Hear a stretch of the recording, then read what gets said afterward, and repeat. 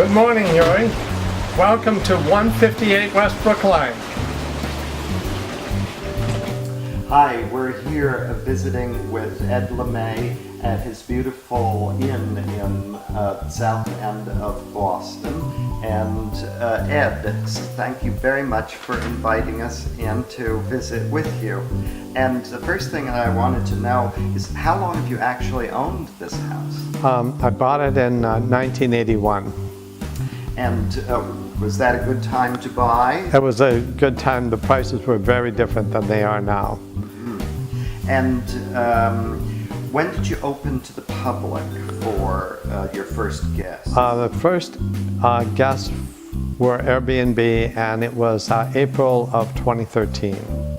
And how does one book with you to stay as an overnight guest? You go on to Airbnb and type in your dates, and say that you want to get a place in the south end of Boston. And you can actually, if you put in entire home or entire apartment, mine will come up. So it's by category that AirB-N-B, is that? Yes, it's Airbnb. Airbnb works. Yeah. By place, neighborhood, and category of what the guest is looking for in accommodations. That's right. Yeah. And how many bedrooms do you have? In the whole house, there are 5 bedrooms and 5 baths. 5.5 baths, actually, in the whole house. Great. Yeah. And how many floors do you have? There are 5 floors, but anyone interested in staying here can rent a duplex with 2 baths and 2 bedrooms, or they can rent a private suite, just a bedroom, bathroom, in this area here, and you would share the living room, the dining room, the kitchen, and the roof deck. So that's all common space, and it's shared with me. And the roof deck is available for all of your guests? Only for the guests in the penthouse. Oh, only for the guests in the penthouse. Yes. So we're going to have fun looking at that. I'm sure it's glorious. A couple of other things. So did you have an architect that you worked with in the renovation? I did, although the design is mine, the drawings are mine. Dusty Nolan of DNA Architecture converted everything into computer-assisted design and did all of the floor plans, stamped all the drawings. He redlined my ideas, so anything that he thought wasn't going to work, he put a red line through it. He wouldn't draw it, which was fortunate. You know, because sometimes my ideas are far too expensive to execute.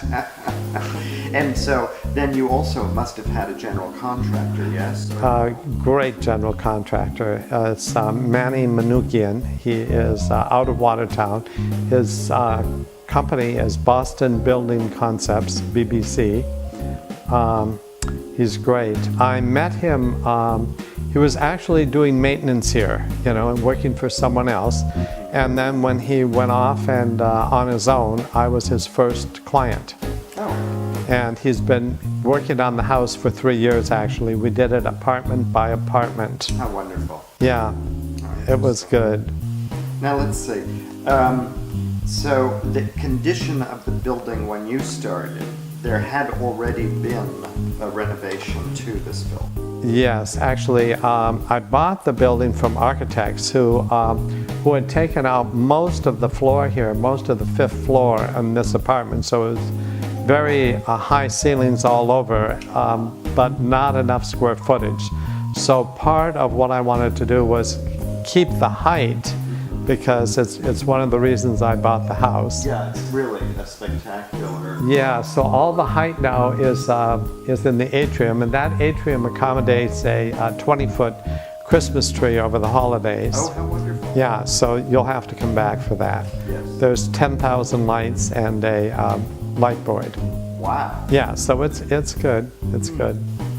Who is your ideal guest? Oh, my ideal guest.